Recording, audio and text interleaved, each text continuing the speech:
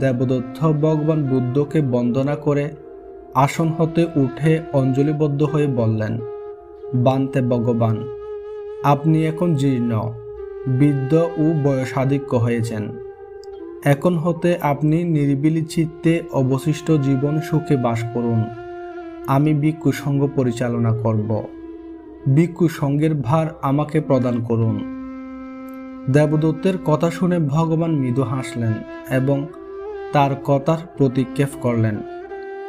সর্বজ্ঞ বুদ্ধ দেবদত্তের কথায় সম্মতি প্রকাশ না করায় দেবদত্ত দুঃখিত হলেন এবং মনে মনে বুদ্ধের প্রতি শত্রুতা পোষণ করে ধর্মসভা হতে প্রস্থান করলেন।